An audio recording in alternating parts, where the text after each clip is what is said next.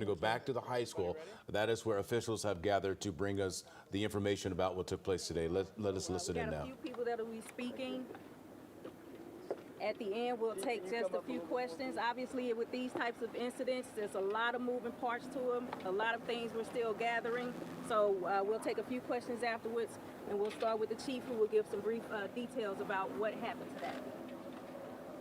Good morning. I'm Chief Mike Sack.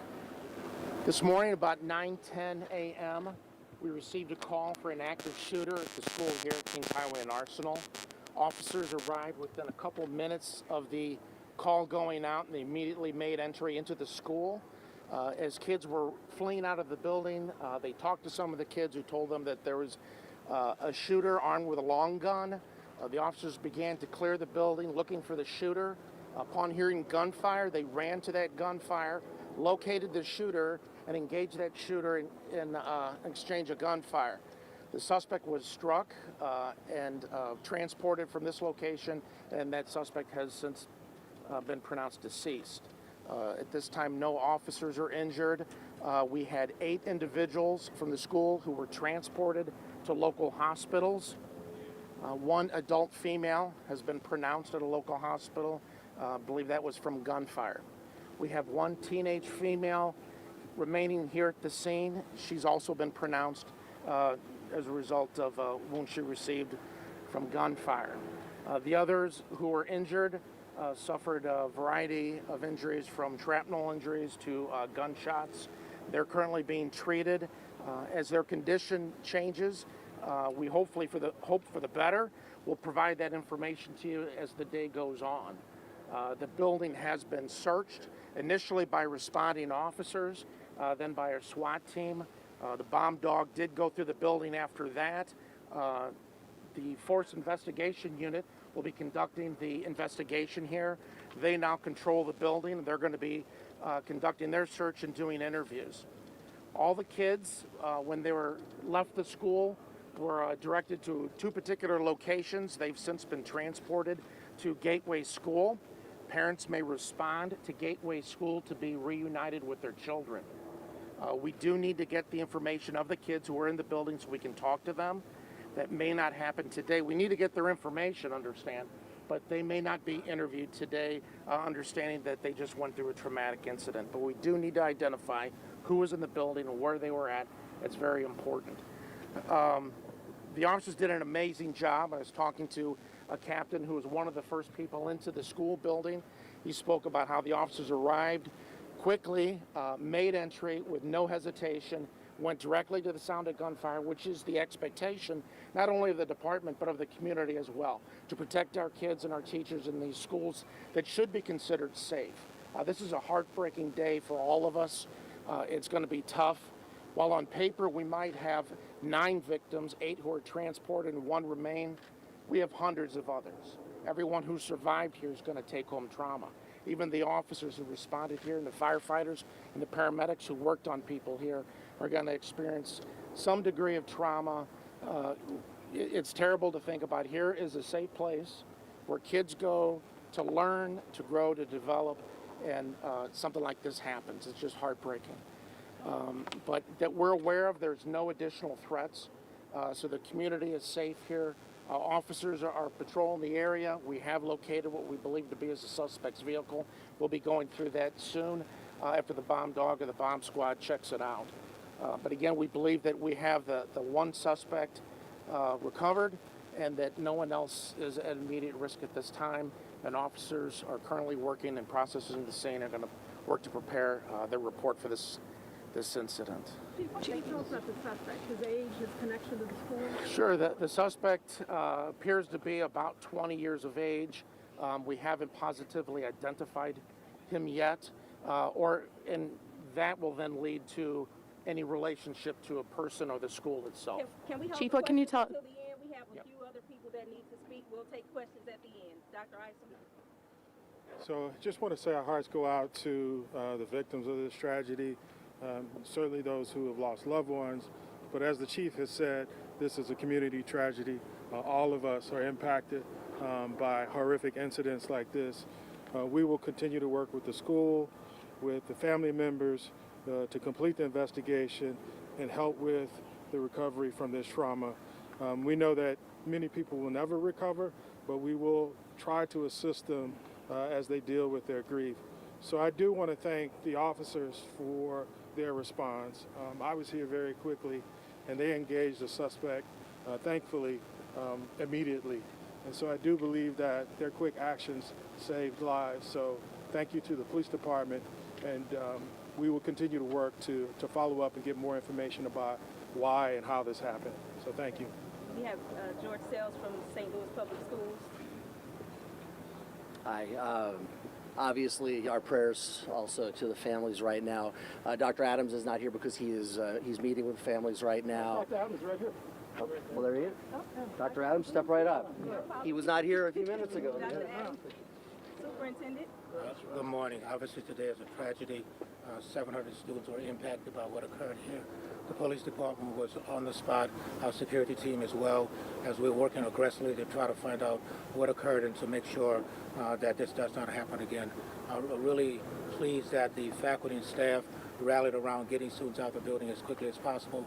The building right now is a crime scene, and obviously we'll be working with families to get them the materials that are left in the building and also to reopen the building as soon as possible. I want to thank the police department and all of those parties that came to the table to support the 700 students in this building. So thank you very much.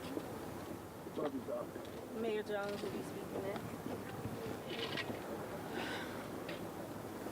I visited this school on the first day and talked to the students and how excited they were about their upcoming school year. They were bright-eyed, bushy-tailed. We laughed, we sang, we danced. And now to be here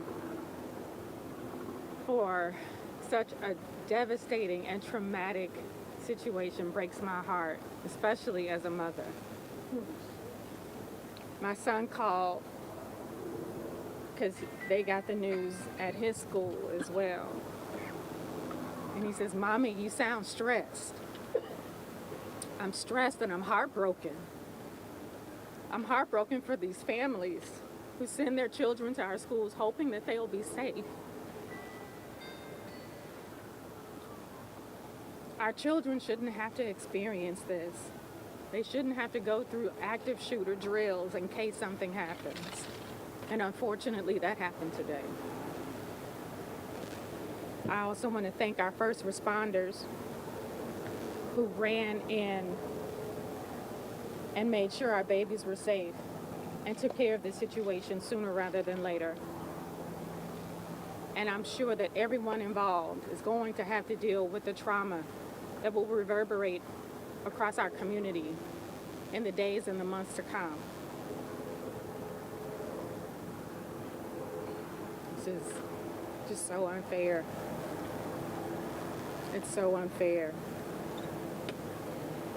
My heart and prayers go out to the families again. And I want to thank the school district, again, and our first responders for running towards danger to save our children, to save our staff and students. Thank you.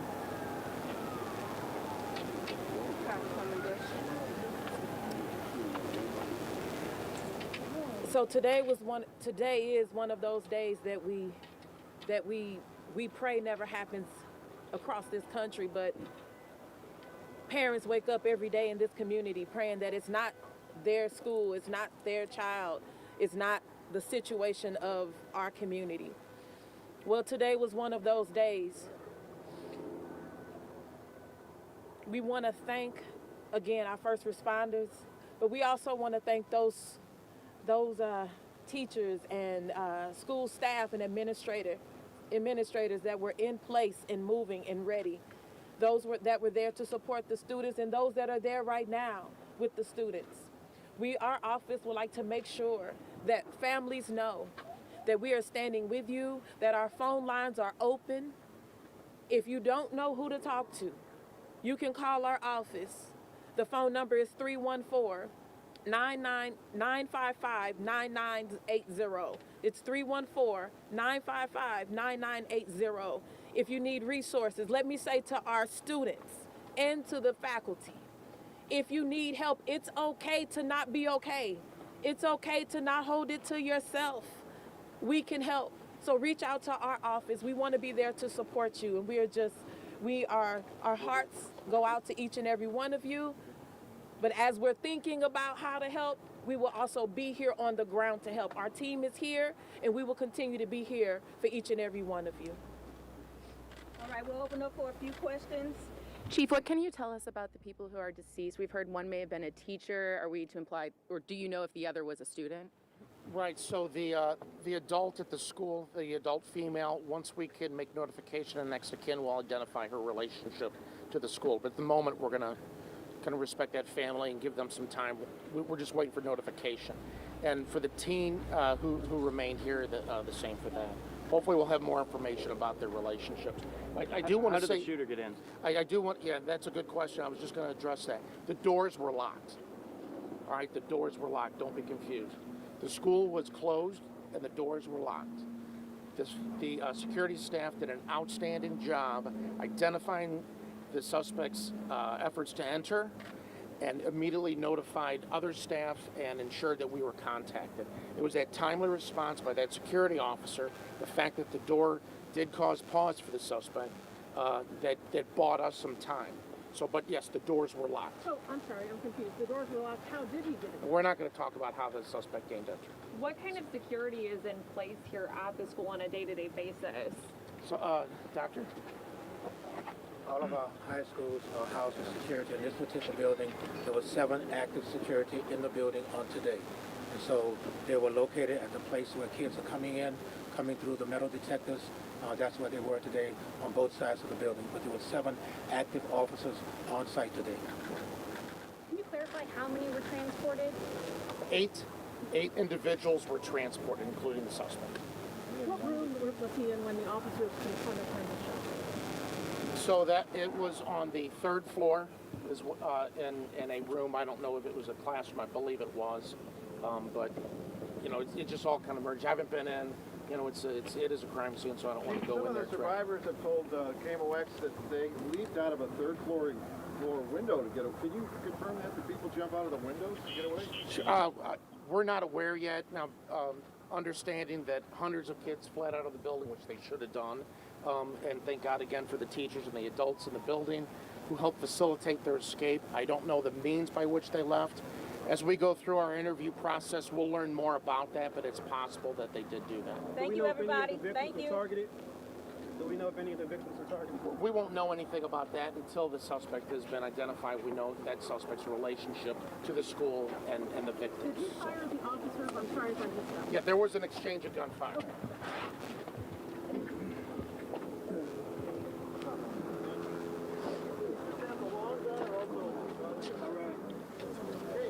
All right, you are watching a live news conference from the city of St. Louis. This is a staging area that is right behind Central Visual and Performing Arts. We just got an update from police, from the mayor of St. Louis, and also from the superintendent of St. Louis schools about a shooting. At least 9 victims total in this shooting.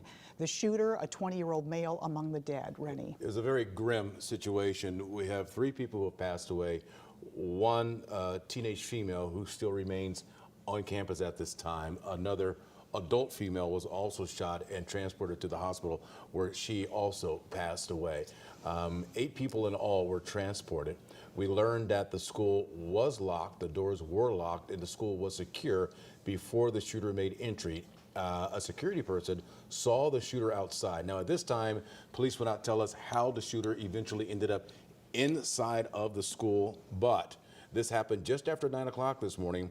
Once the initial gunfire was heard, there was then an exchange with police inside the building, and that is when the shooter was struck and then taken to the hospital where he later passed away. We know that the shooter has not been identified as far as name, but they're only saying a 20-year-old male or in their 20s.